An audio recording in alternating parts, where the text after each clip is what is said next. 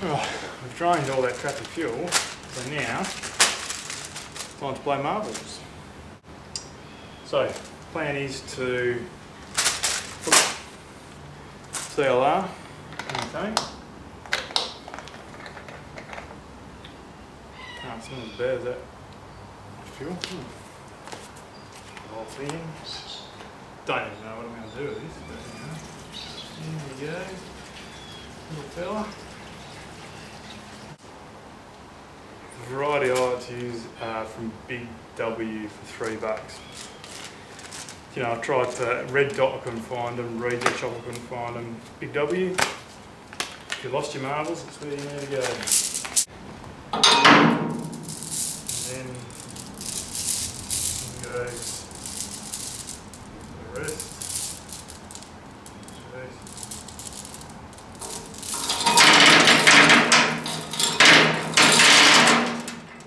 Let's seal up all the holes.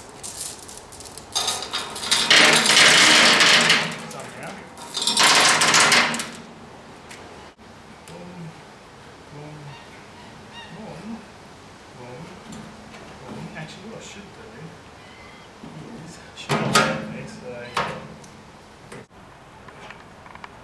that is the crud at the bottom of my fuel tank. So that's before, and just you can see some of those little fellas. Oh.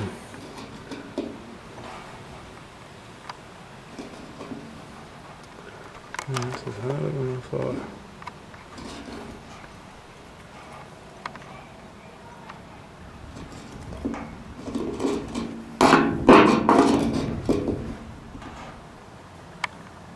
There is a marble in the fuel tank. So, let's get cleaning.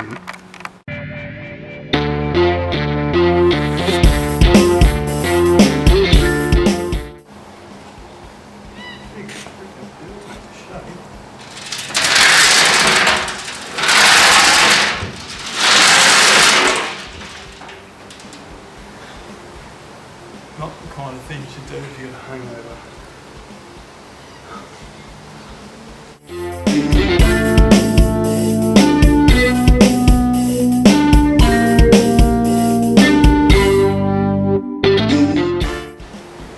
You deserve another hangover after all this.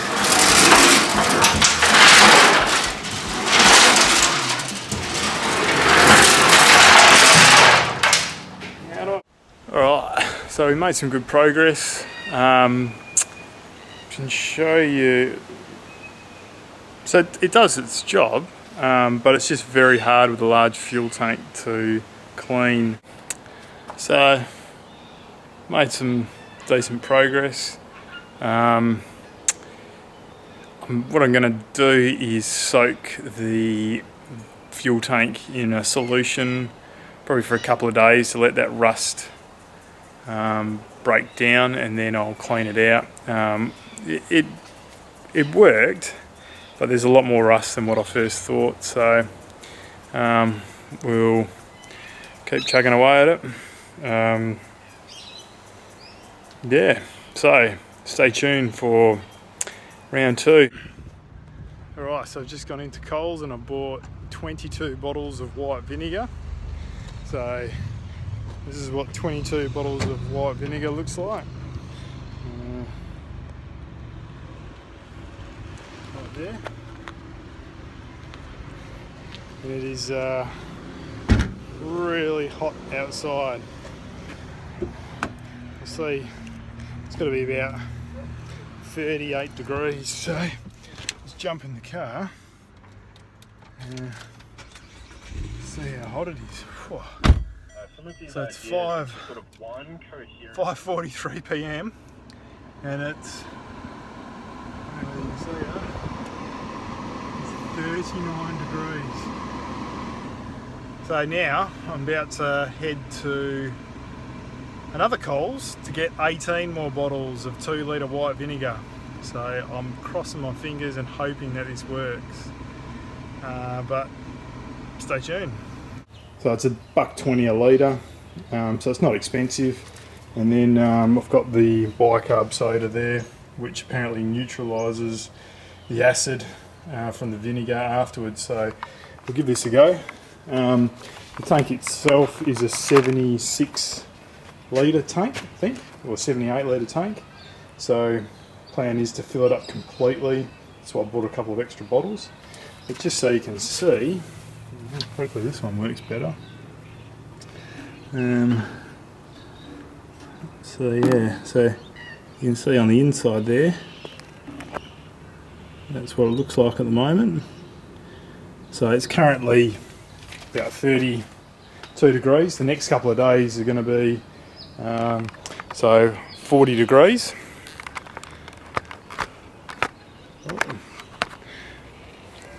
The next couple of days are going to be 40 degrees, so we'll give this a go and then clean it out with the bicarb soda, and hopefully should be a lot better.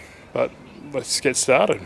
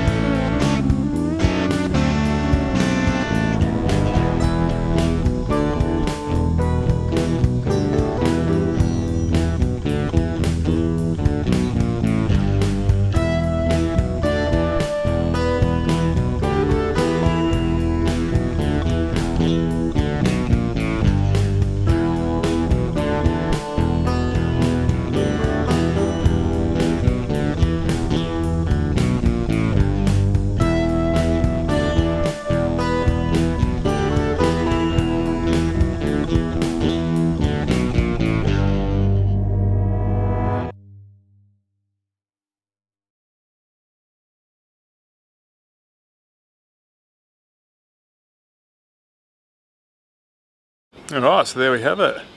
Got 22 bottles of white vinegar in the fuel tank. We'll leave that for 3 days and then we'll come back and have a look at it. The fuel tank's filled right to the brim. So you can, let me get a light.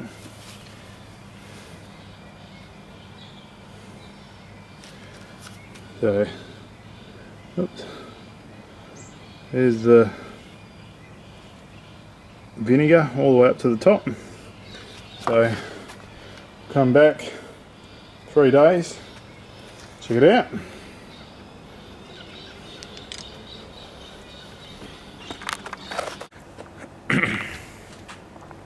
Alright, so it's currently 41 degrees outside, which is perfect weather for letting this vinegar work on the tank. We've got the vinegar still sitting there doing its work. Just to show you how hot it is, if you come on here, got an old exercise bike which displays the temperature.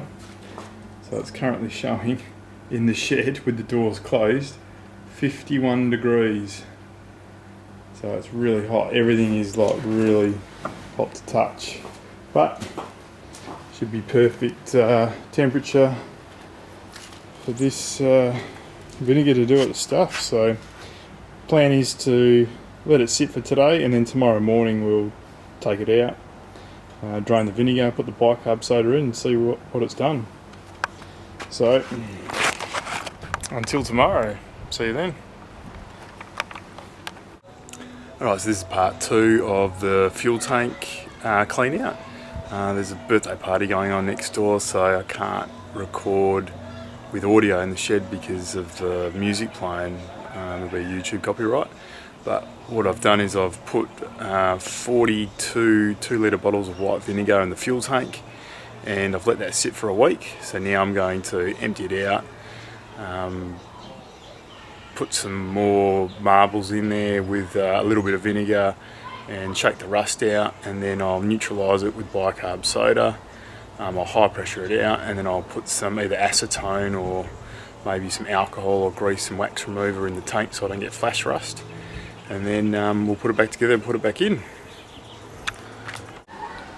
So the 80 litres of vinegar has sat in the fuel tank for a week now. So what I'm going to do is I'm going to hook up a hose, drain all the vinegar, and then I'm going to put in bicarb soda, so probably a bucket full, and then I will wash that out with a high pressure hose, and then put some alcohol or grease and wax remover in there. So let's get started.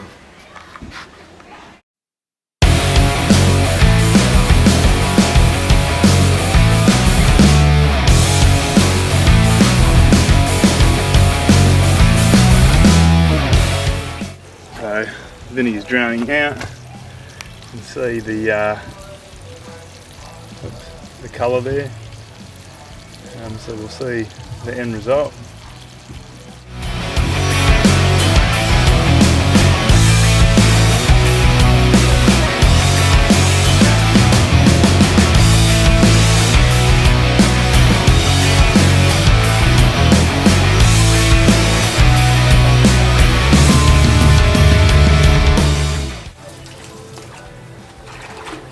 See what it does to the pavement.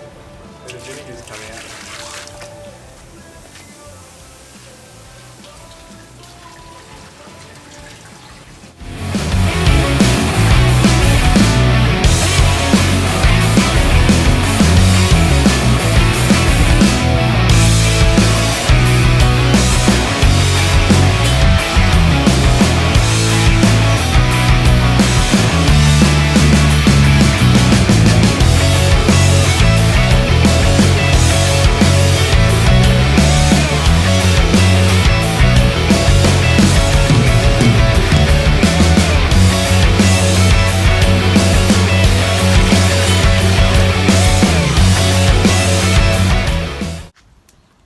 Right, so let's see if you can see what it looks like in there.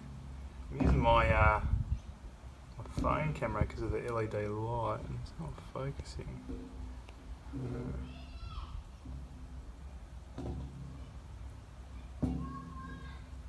Guess because there's not much light in there. Oh, there you go. This is what it looks like on the inside afterwards. So after sitting for a week, I'm quite happy with that. Sorry about the light. So what I'm going to do now is put some alcohol in there and let it sit. So I've cleaned the tank out. I've put some mineral turpentine in there, which is like paint thinners, just to stop it flash rusting and to get rid of any water. It's a hot day today, so they'll be fine. Just to show you the crap that's cleaned out. So there are literally piles of rust, as you can see. I've just sprinkled some bicarb soda just to clean it up. So that's it. Next step is to, I'll just get that sediment out and then put the fuel tank back in the car, and we'll see how she runs. Stay tuned.